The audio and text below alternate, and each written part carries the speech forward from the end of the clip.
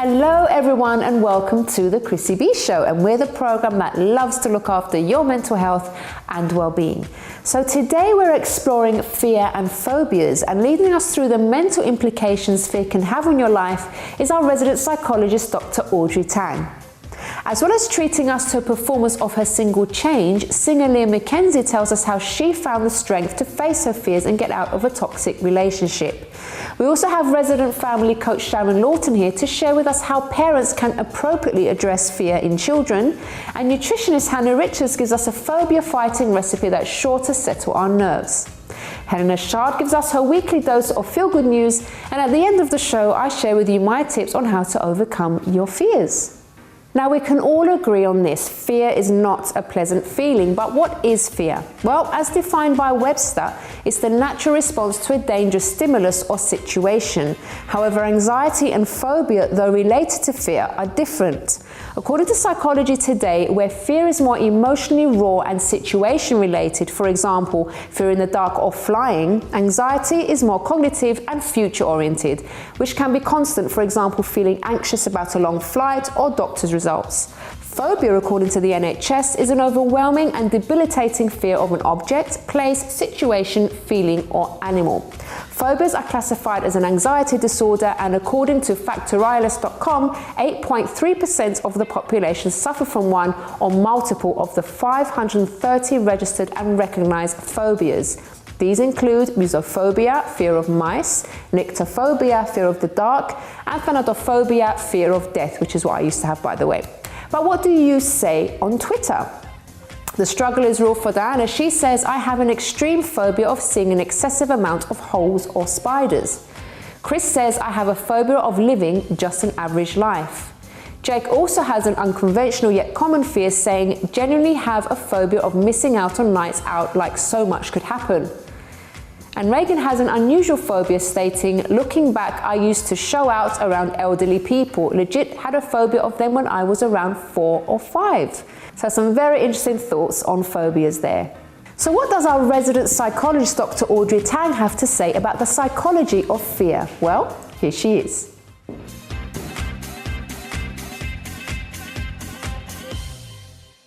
Welcome to the show, Audrey. Thanks, Chrissy. Thanks. So fears and phobias. Yeah. I would say everyone is fearful of something at some point. Phobias are a bit different, aren't they? Can you explain the difference between the two? The fear reaction is going to be quite similar in both cases, in that it is a feeling of anxiety, your heart rate builds, you release a lot of adrenaline, your muscles tense, you might sweat, your body's preparing to either fight whatever is scaring it or to run away from it. Mm-hmm. However, when you've got a phobia, it's a lot more than that. There's often these very debilitating thoughts, often overly exaggerated fears of doom and really bad things happening. And also with phobias, they can be triggered at any point. With fears, generally there are things that will scare us, that are likely to scare us. We may be afraid at high places, we may be afraid when there's a thunderstorm with really loud noises. That kind of thing is in context. With a phobia, that severe feeling of fear can happen as soon as you even think about the scary object. Mm-hmm. You can have simple phobias, which are fears of objects, of things such as snakes or spiders, or even the more unusual ones, cotton wool balls, buttons, grass, anything like that. Or you can have the more social phobias, things like agoraphobia, going out of the house, or social anxiety, being in groups of people. And unfortunately, with phobias, the fear can be so bad that you start avoiding those particular places. With a relatively low amount of fear, as you might feel if you are about to take an exam or you're about to do something you don't want to do, you often can face it, get over that, you do whatever it is, and then you're fine again. Yeah. With a phobia, you spend an awful lot more time trying to avoid that situation, just because that feeling of panic is so debilitating. Okay, so what to do then? What if you are going through this? There's a few things. I mean, professional help will often do things like exposure therapy. Exposure therapy, for example, if someone is afraid of spiders, it might be showing them a picture of a spider at a distance, and then the next time, once they've managed the fear of that, so when you're looking at the spider over there, you're taught to manage your breathing, to think positive thoughts, to calm yourself down. And then when you've managed that level of fear, you move on to the next step. So it might be the picture comes a little bit closer to you next time. Then they bring in a spider in a box, and then you bring in a spider with the lid off the box and build up and build up until you can actually cope with that particular fear. Okay. Should you do things like that on your own as well? Or not? Depending on what it is, obviously. But I'm a little bit wary of this because there's a lot of, even reality TV programs might do this, and there used to be a very old type of therapy called flooding, where basically if you were afraid of spiders, you're just thrown in a room with lots of spiders. Oh no, which is wholly inappropriate. Well, the idea is your fear response can only last for a certain amount of time. And this was done before you pass out. Well, yes, exactly. It was an old study where it was a girl who was afraid of car rides, and the psychologist threw her in the back of the car, drove her around for 2 hours, and she stopped screaming. But exactly as you say, it might be because she passed out. It doesn't mean that because your fear has subsided, it's subsided because you can now manage it. It might well be it's subsided because something more physical has happened to you. So you've got to be very careful when it comes to that type of therapy. Okay, step by step. Yeah. So Audrey, how can a phobia actually affect other people if you have one? There's phobias can be picked up through social learning. So it can be that if you see somebody, especially if you're a child and you see a parent afraid of something, you may react in that particular way just because you've seen a parent react in that way because they're a huge influence on you. But if you were to face whatever object it was, if it's a spider, if it's a snake, if it's whatever it is, a dog, for example, on its own, without seeing the context of the parent's reaction, you may not have been scared of it. The other thing that phobias can do is that if you have quite empathetic people who really care about you, you can start trying to protect that person. I've mentioned this on the show before. I have a very strange phobia of stained glass windows. So whenever I go into a new place, I'm always on the lookout for windows. And my husband is very sympathetic to this, but now when he goes into a building, he will also look out for those windows. So whilst he's not afraid of them, my behaviour has caused him to behave differently as well. So those things can actually make a huge difference. Also, if you have a phobia of, say, a metaphobia, you're afraid of being sick or seeing someone be sick, that might actually stop you wanting to go out of the house because that's where you're most likely to see that happening. And so one phobia can then start leading to other phobias. So you've got a few things that it can get a lot more complex. So important to nip it in the bud, get help for it as soon as possible, so it doesn't actually lead into other things. And to admit to it, because sometimes if we're trying to hide the fact we have a phobia, we start behaving in strange ways to avoid whatever it is, rather than coming out and saying, it's an issue. Actually, I don't like going swimming on my own because I'm afraid of whatever, deep water or something like that. And actually by saying it, it allows people to understand it a little bit more. And just in terms of treatments and things that you can do to help yourself as well, is you can learn about it sometimes. The more you understand it, it's part of the cognitive side of things. If you say to yourself, well, what's the worst that can happen? The more you understand about that particular feared object, it can become less fearful. That's something that you can do. Brilliant, Audrey. Thank you so much. Thank you. We'll see you again next week. Yes. Thank you. All right, everybody, so now here to share her story on how she faced her own fears and how she got out of a mentally straining and toxic relationship is our performer for the night, Leah McKenzie.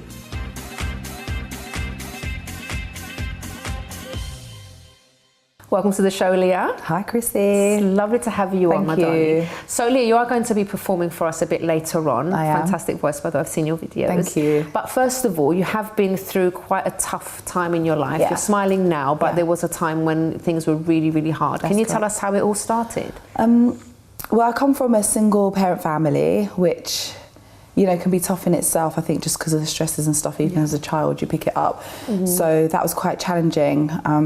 And then I say the word unfortunately because, you know, it is quite unfortunate. I was sexually abused at a very young age, which I think really, really affected me as a female, as a child. And then to go on through life, I think that just put an insecurity within me that made me become quite promiscuous. When I think about it as an older female, it's quite troubling to think that such a young child was having such thoughts and things like that. And then as you get older, you kind of grow out of it and you realise, you know, it's not right, it doesn't make you feel good. Get into relationships, and I've been in abusive relationships, which is quite normal. I feel like it's normal, like so many people have been through it and have been going through it. Would you say that was all because of the stuff that you went through as a child? It kind of led up to. I think it could be because you know, if you are used to having such treatment, you kind of tolerate and think, actually, this is normal. Maybe there's no such thing as a healthy relationship, whether that's between a man and a female or a you know, brother or sister, whatever it is. So it's something that I kind of expected. I was always expecting to be let down by life, basically, and people. How did you actually, when you maybe got into your teenage years and all the stuff that you've been through, how were you feeling about yourself when you looked at Leah? What did you think of yourself? How did you feel inside? To be honest, I felt really ugly, which as I'm speaking, I've heard this before. You hear people that have been through abuse feeling like this. I felt ugly and rejected. So it was a hard time, especially at the age of 17. I just didn't even want to be here, to be honest. Really?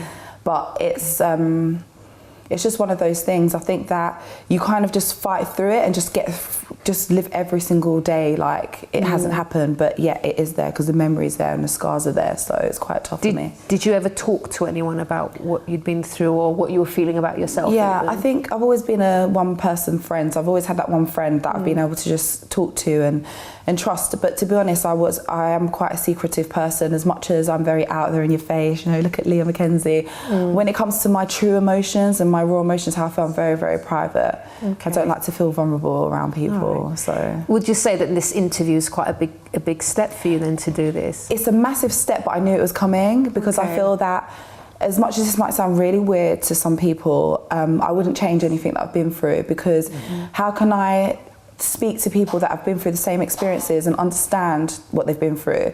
You know, I went through the experiences and I got through them. This is the reason why I sing and I do what I do and I write the songs that I do to inspire and uplift people. Now, we're going to talk about your music in just a second, but what I would really like to know is how did you actually work through everything? Because you had, you know, what you went through as a child, then the abusive relationship made you feel like rubbish, you know, you didn't like yourself or anything like that. How did you actually get the help and move through all that to be the person you are today? I think I've been quite lucky. At the young age when the abuse went on, I was actually 12 years of age, so it was that mid thing of turning from a child to a teenager. And I was really lucky. I had an amazing social worker and an amazing mother that supported me. You know, if it wasn't for her then, who knows where I could have been, because not a lot of children that go through abuse are lucky enough for their parents to believe them and you know, do what they've got to do. So I think the first few years I locked myself away, I rebelled, I was drinking a lot. Lucky enough I was never really into drugs, but drinking, smoking, partying, boys, just to distract you. You know, you have no self-worth. And I just think every day healed and you just start mirroring and I grew up into a young female and I started to get attention, but good attention. Oh, Leah, you're talented, or you're so beautiful. And I started to change the perception that I had of my own self. Was it weird when you heard, like, because you thought you were ugly, and then to hear someone sort of say, you're beautiful, you're talented, what was that like? It was so strange because I always hated my name. I always thought it sounded like Leah.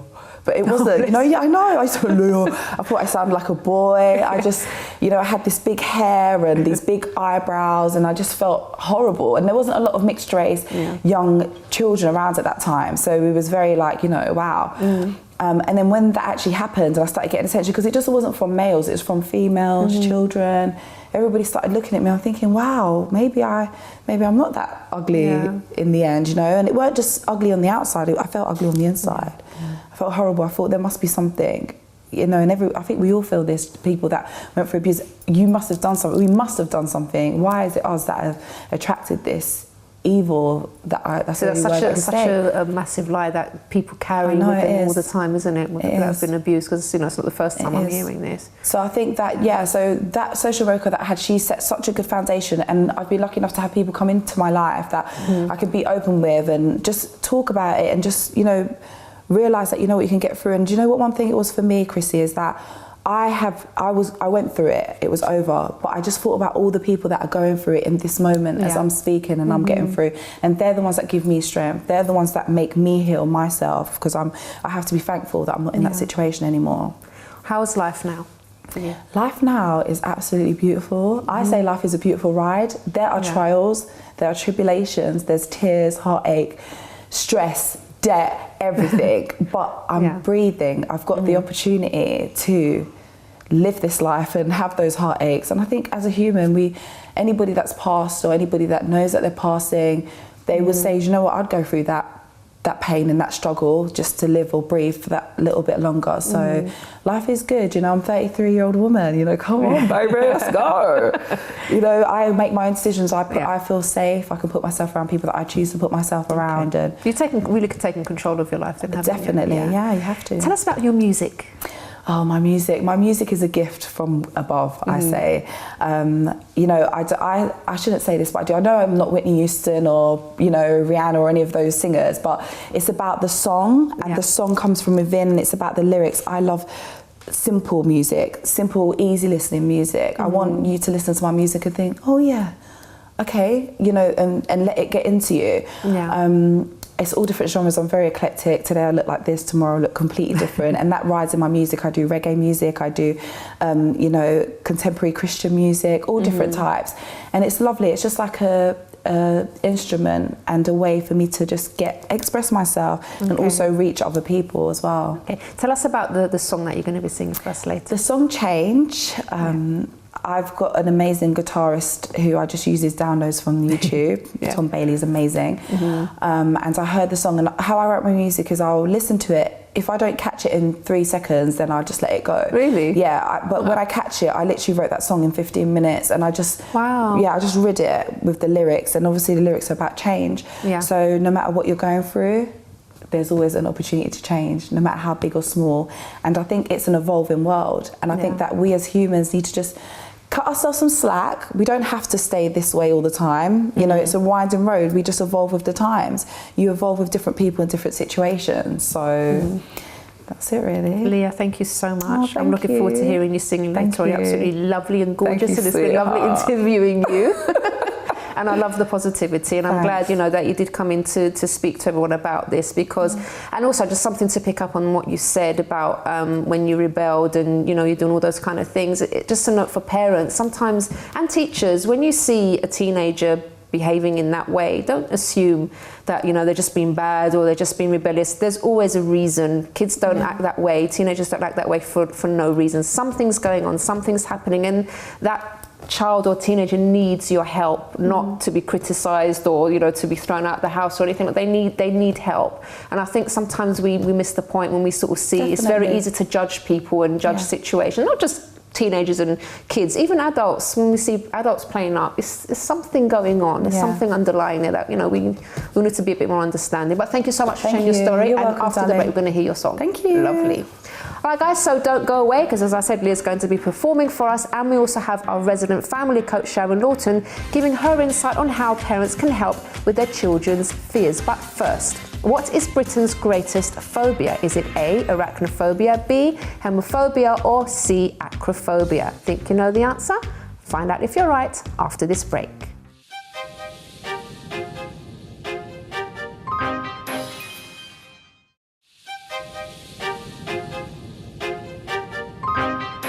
Welcome back to the Chrissy B Show, everyone, your TV show for all things related to mental health and well-being. Now, before the break, we asked you, what is Britain's greatest phobia? Is it A, arachnophobia, B, homophobia, or C, acrophobia? The answer is C, acrophobia, also known as the fear of heights. According to The Independent, 23% of people surveyed stated an intense fear and unease in being at high places. Now, here to perform her single Change is Leah McKenzie.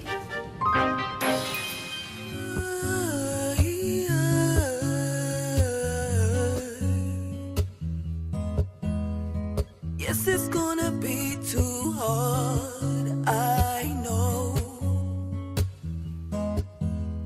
And yes, you're gonna get your scars for sure.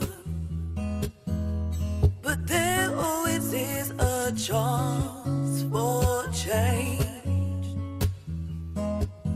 'Cause the sun still shines on us every day. And the birds gon' sing, the wind will blow, the flowers are growing, so we should know that nothing lasts forever. It's gonna change. The birds gon' sing, the wind will blow, the flowers are growing, so we should know that nothing lasts forever. It's gonna change. change. Storms coming hard and fast, earthquakes taking lives. It's such a shame. It's hard to take, but what can we do? People are dying, children are crying, mothers in pain, dads lost their way and still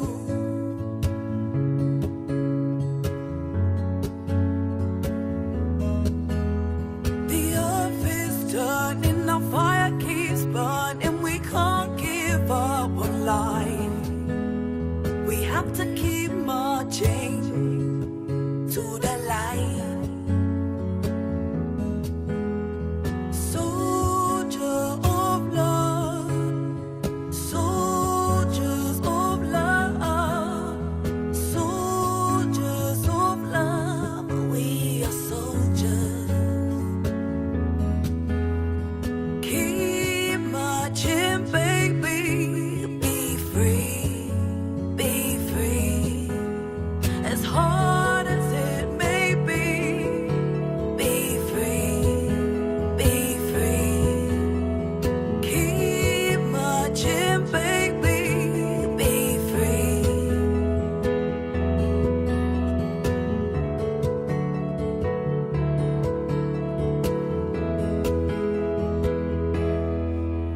And the birds gonna sing, the wind will blow, the flowers are growing, so we should know that nothing lasts forever. It's gonna change.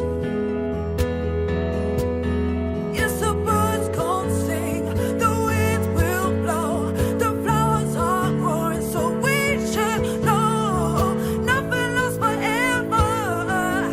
It's gonna change. It's gonna change. Let's make the change. I'm telling you, baby, it's gonna change. Let's make the change. It's gonna change. Let's make the change. I'm telling you, baby, it's gonna change. Let's make the change. Let's make a change. Let's be the change. Let's make a change.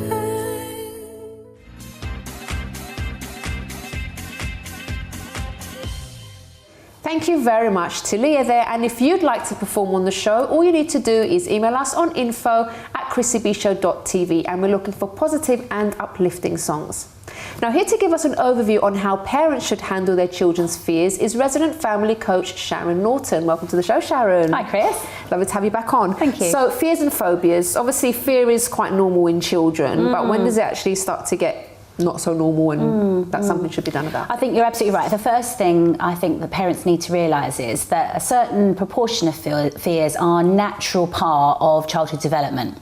So that means things like, for example, fear of the dark, for example, or fear of strangers, or fear of separation, that type of thing. So that's normal, and a lot of those fears just sort of generally sort of fade away as the children sort of grow up. And I suppose some of them are good because they can protect the child as well in some cases. Gosh, like yeah. fear of losing their parents. Our fear response is sort of as a result of our brain thinking it needs to protect us from something. It's a perceived threat, and then it puts the body into that fight, flight or freeze. You know, it causes us to feel fearful.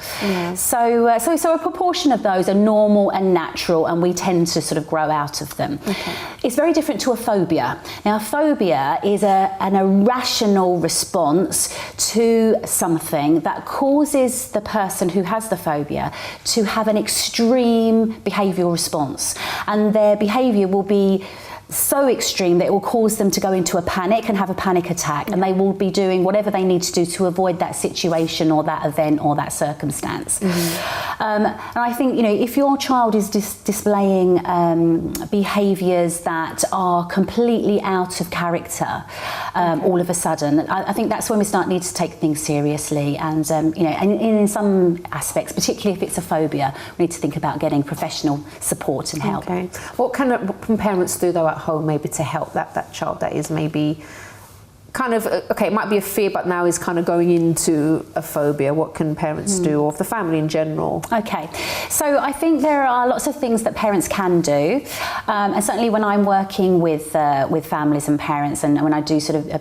big sort of master classes sort of around group coaching, the one thing I feel really passionate about is empowerment and empowering children to be able to take control. So the first thing that we do is to teach them what's happening in their brain, so that they understand what their brain is doing, and that actually their brain is doing something normal to protect them, but actually they don't need protecting from that particular thing.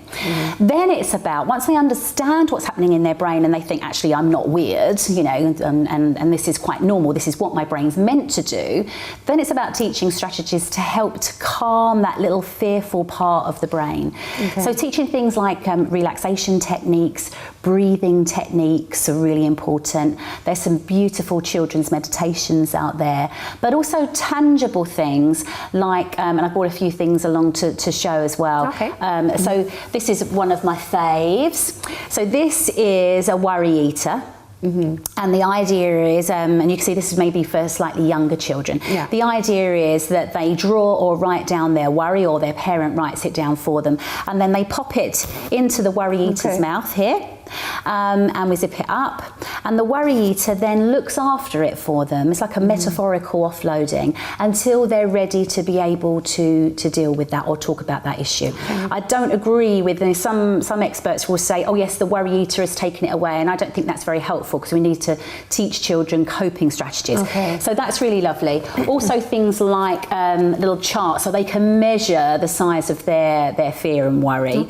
So sort of, how big is my problem? So that allows them to be able to communicate, so the parent can say, okay, so how big is your worry right now? Or mummy, I'm at 3, or it's a number 2. So that again sort of helps communication, which is important. And some beautiful books as well. You know, this one in particular is one of my favourites, which is A Huge Bag of Worries. And this one is all about a little girl who wakes up one day to find that she has these huge bag of worries, because she worries about lots of things. And it goes through the story, and ultimately she meets an old lady who helps her to unpack her bag of worries. So it's about sort of like the concept of your show, really, because it's about talking, you know, and it sort of teaches us to talk.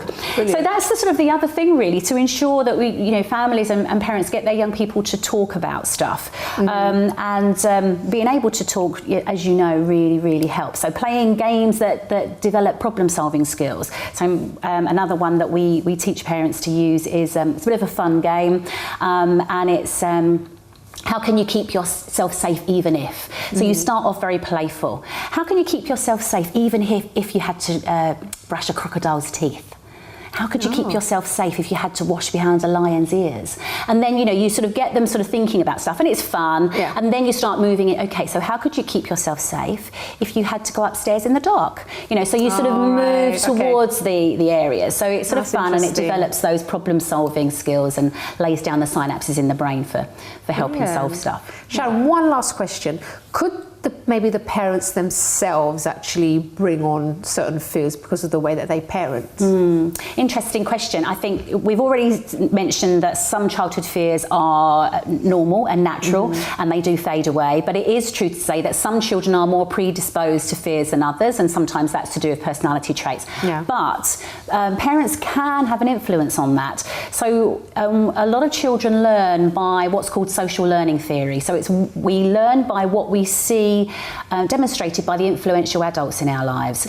So, for example, if as a parent I am absolutely petrified of spiders, and every time a spider comes along I behave in a fearful way, my child is going to learn how to react to a spider by what my safe adult is doing. So yes, I think the answer to your question is sometimes yes, parents can. It can be a learned behaviour, but not all of the time. It's a huge topic. I wish we had more time. All right. Sharon, thank you so much. Pleasure. And we'll see you again next time very soon. Well, don't go away, because after the break, we talk to nutritionist Hannah Richards on which foods can ease fearful feelings, and she also answers one of your nutritional questions, including this one. It's flu season. What foods are great for our immune system? Find out the answer after this break.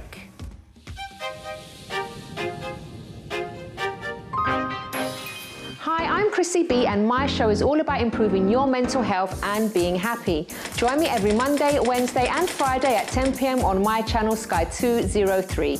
Visit chrissybshow.tv for more information and subscribe to our YouTube channel, Chrissy B Show. You can also follow us on Twitter and Instagram at Chrissy B Show, and on our Facebook page, The Chrissy B Show.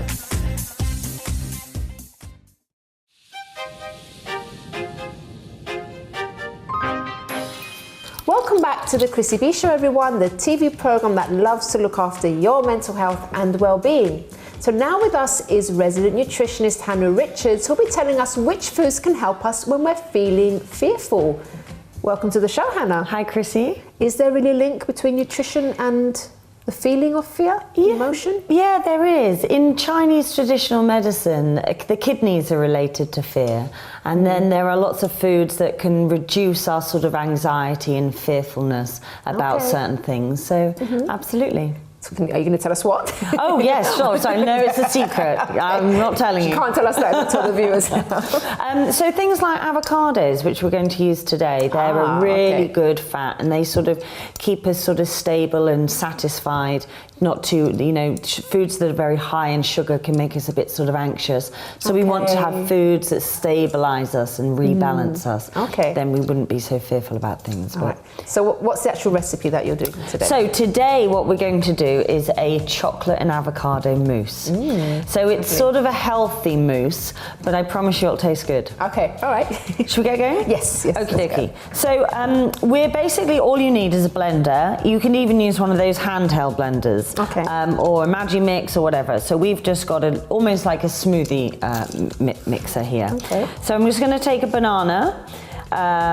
So when you're making, like, you probably made a smoothie at home before, and you always either put maybe a banana in it or an avocado, because it sort of creams it up and gives it a nice thickness. So we're just going to put a whole avocado into here. Normally, avocados have got really in vogue at the moment, aren't they? Do you have avocados for breakfast? I do sometimes, yes. And dinner. Oh, yeah. Yes. Well, they're good any time of the day, Yeah, even a them. quick snack. I really love them. But they don't often get used in baking or or sweet things, do they? So you might find it a little strange, but they're going to give us the thickness to the mousse. My friends from Brazil, they actually do, they have avocado, milk and sugar in a blender. And it's like a really naughty drink. I mean, it's kind of healthy, and then they put a load of white sugar in there, and it's like, okay, here we go. Just So you could change the white sugar for honey or coconut or things like that, make it a bit better. So you've got your banana and your avocado. Then we're going to add a little bit of vanilla essence. Okay. So you could put a coffee essence in, or an orange, or any kind of flavour. Okay. We're going to add a bit of vanilla. You could also add, if you did drink alcohol, you could add an amaretto sort of shot to it, and that would, with a vanilla and chocolate, would work really well as well. So then we're going to add our chocolate. So you can use just chocolate powder, raw cacao, and we're just going to put 2 tablespoons in there. 1 and 2. Now we better start giving it a little bit of a whiz, because you never know how well it's going to mix, and then what consistency it's going to be, and whether you need to add a bit of water. I was going to say that, because things like that. There's a bit of liquid in there somewhere. So, but we also want it quite thick as well. So we'll have to play around with it a little bit. So you do the whizzing.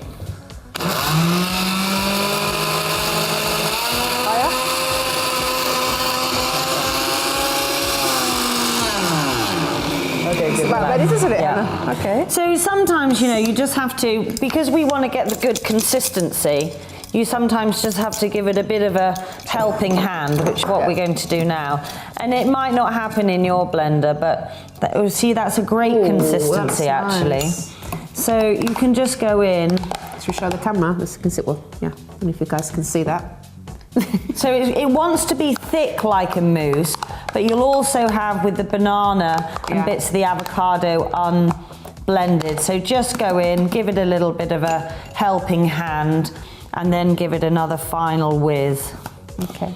Okay. It smells lovely. Smells good, doesn't it? Yeah. I mean, it smells like naughty mousse. Yeah. There we go. Yeah.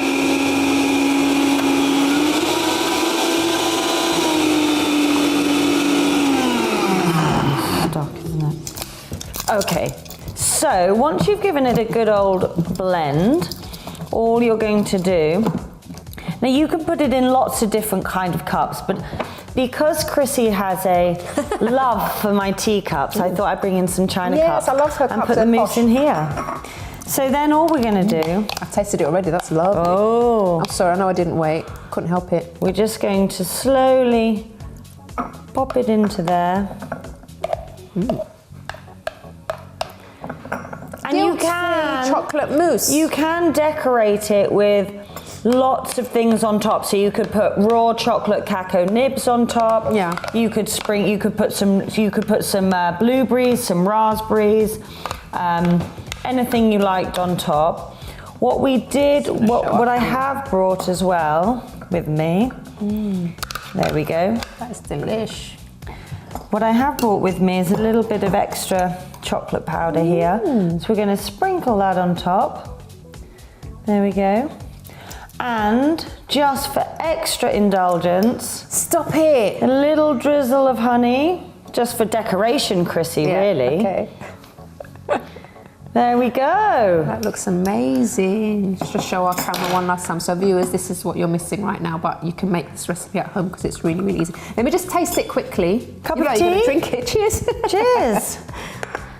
Okay, let me just, look at the consistency. The proof is in the pudding. The proof is in the pudding. Is that going to really settle your, calm you down, settle your nerves? This is so nice. You'd actually expect it to taste so nice, sorry. You don't. I know, well that's the thing, when you make healthy things, you expect them to be a bit sort of hard to eat, not too healthy.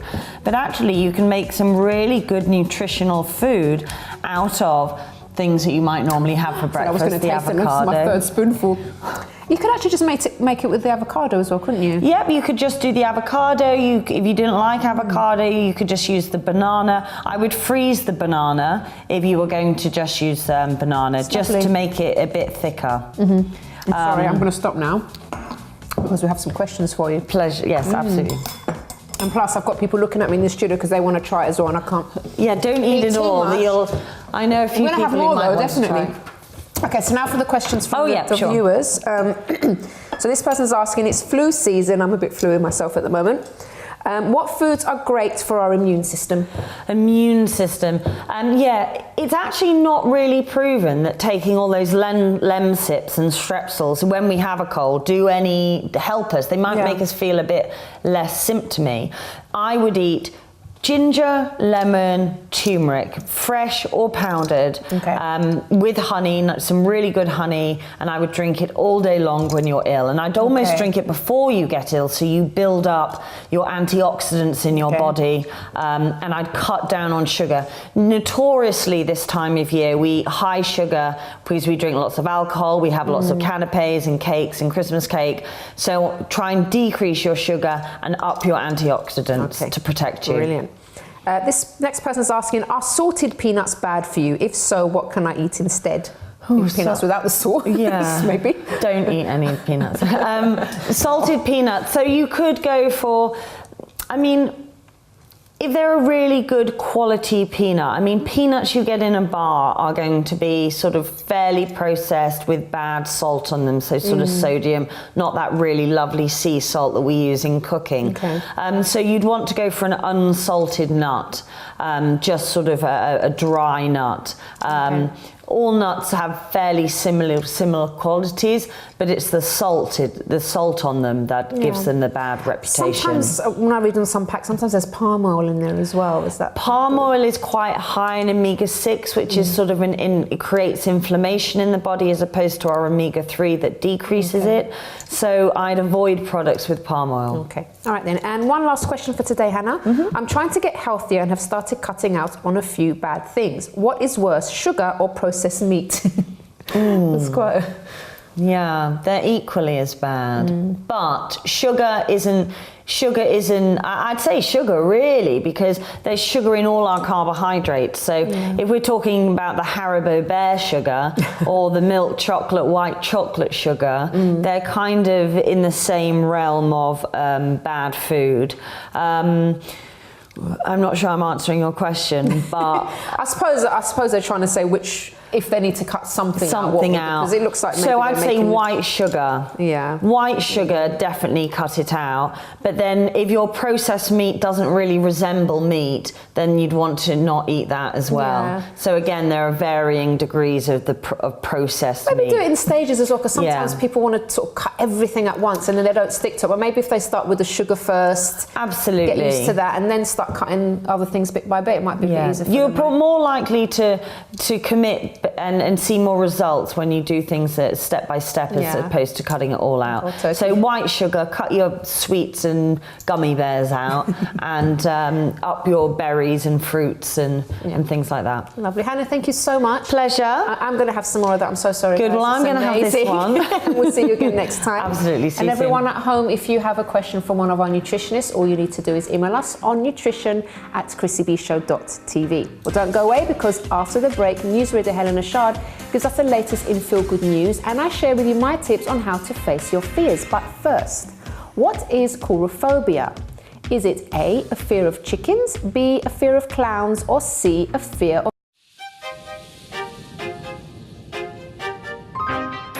Welcome back to the Chrissy B Show, everyone, where today we've been talking all about fears and phobias. So before the break, I asked you, what is coulrophobia? Is it A, fear of chickens, B, fear of clowns, or C, fear of carrots? We've got Helena here. I'm just going to ask if she knows. Do you know, Helena? I don't. Don't you? Okay. Well, I didn't either, but I will tell you what it is. The answer is B, the fear of clowns. So according to The Independent, 4% of Britons are coulrophobic, and this has in part risen due to the production of popular books and films such as Stephen King's It and the Joker from Batman. Now, it's easy to think, of course, that there's lots of negativity in the world and everything is quite gloomy, but don't worry, that's exactly the reason why Helena is here. Yay! So, exciting stuff always. Yeah. So we've had World Mental Health Day, obviously come and gone, but everyone's still talking about it, which is amazing. Yeah, so many things were going on. So many things were going on. Our very own Chrissy B at City Hall. We were at City Hall with the team, and I got to speak about the show, about my story, and we even did the MHD challenge in City Hall. Got everyone up on their feet. It was brilliant. Really exciting. It was brilliant. Really exciting. Yeah. So Duke and Duchess of Cambridge and Prince Harry, the royals have pledged $2 million to boost UK's mental health through their Royal Foundation, as we know. And they're putting it's towards the Digital Innovation Unit to develop new tools and services. So it's really targeting children as well. So they're really going for the digital age, which obviously older people will be able to work too, but great to tune into the children. So that's really, really exciting.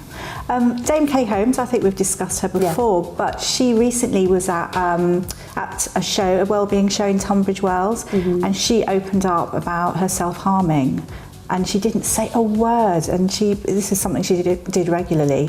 She had her OBE, I think, shortly afterwards, her damehood, and she just didn't feel able to talk about it. It's the same thing. She didn't feel it wasn't accepted, but now she talks about her depression, and that's you know the talking side of things. So it's really really lovely actually. She was really inspiring, which is good. Moving on to Strictly Come Dancing. Everyone loves a bit of Strictly. Well, I certainly do. It makes me smile, and it makes me, even if I'm sitting there, I'm sort of dancing, imagining myself being this fabulous dancer. You never know. One day you might be on the programme. I know. I don't think so, but it was a nice thought.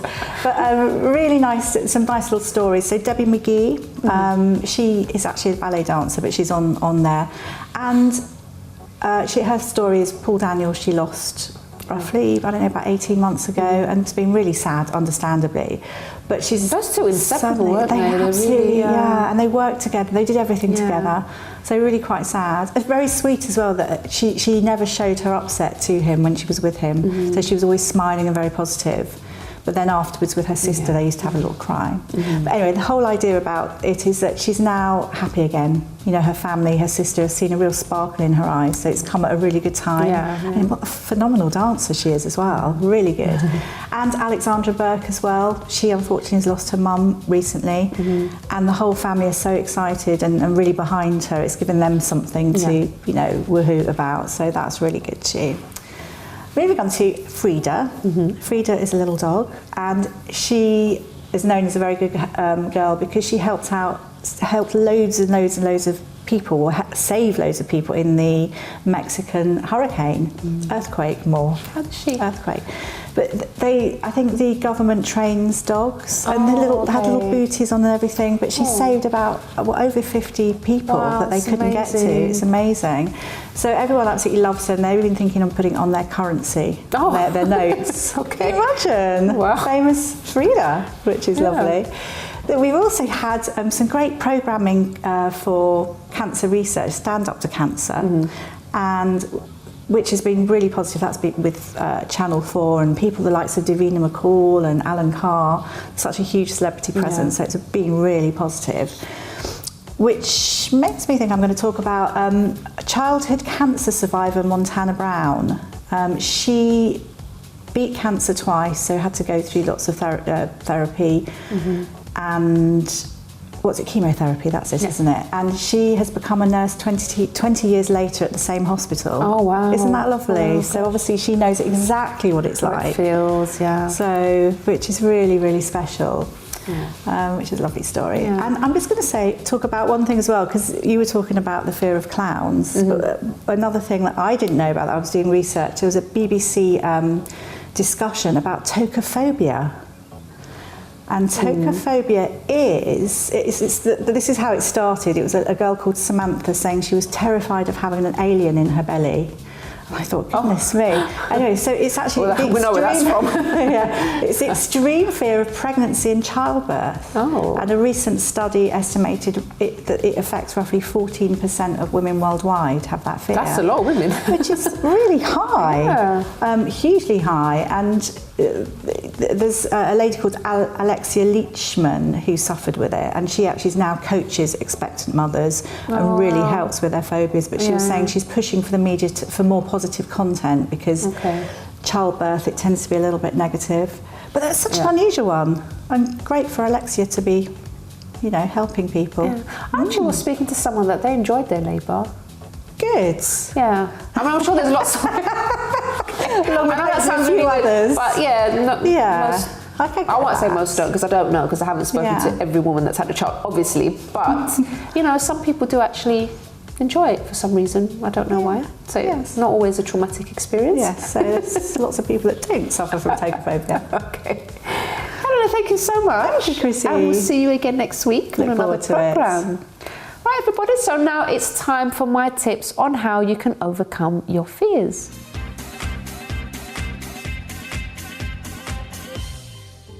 So let's get straight to the first point, which is to understand that fear is normal. So we've heard from our experts today. It does come to all of us. Some fears, can get out of hand, and that's when you actually have to obviously get the help and deal with them. But if you understand that, you know, everyone gets butterflies, you might feel a bit anxious at times, and sometimes the very fact that you feel afraid can actually make you feel like a bit of a failure. But when you actually get it that, it happens to all of us, and you're not a failure just because you feel those butterflies, just because, you know, that emotion comes, that kind of helps in dealing with the issue as well. You're going to be more equipped to deal with it.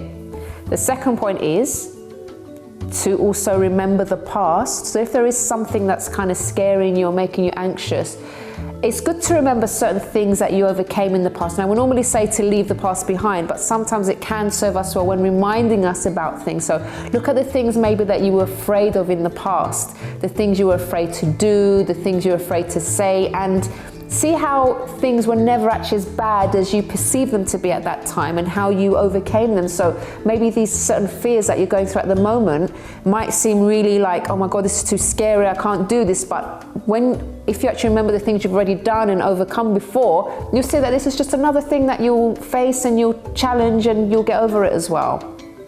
The third one is to challenge your negative thoughts. So you can actually challenge them by speaking to them. Sometimes I do this. So if there's a situation that I'm going through, I'm feeling anxious or I start to feel quite negative, I actually speak to that feeling and I say, I'm not listening to you, I'm not afraid of you.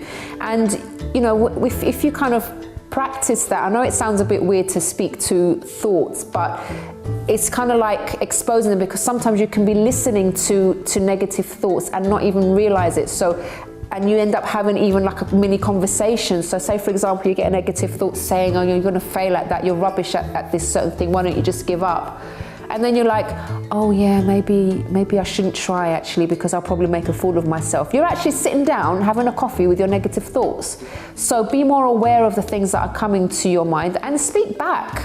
Oh, don't do this in public, please, okay? Don't do this in public. But you know, in your own mind, you can kind of reject those kind of thoughts that you're having. And also, if there's certain things that are making you a bit anxious, they're giving you butterflies, and it's something that you can actually deal with as soon as possible. For example, you have to have a tricky conversation with someone.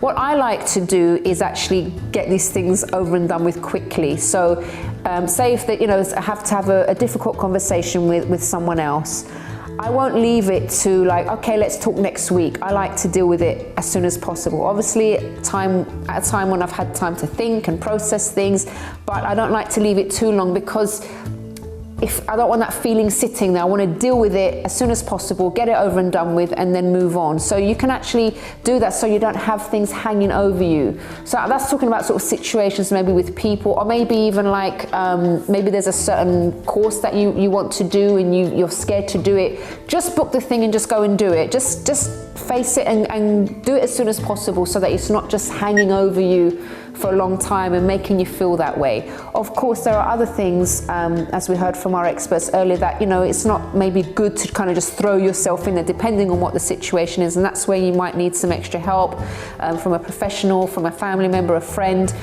It depends on the situation, so make sure you assess it well and then make the decision from there. Well, everyone, we've reached the end of today's program, but if you have a story that you would like to share, or you'd like to share your comments about this program or any other episodes that you've watched, please do email us. We love hearing from you. You can email us on info@chrissybshow.tv. You can also tweet us at Chrissy B Show, or leave a message on our Facebook page, The Chrissy B Show. Until next time, bye-bye for now.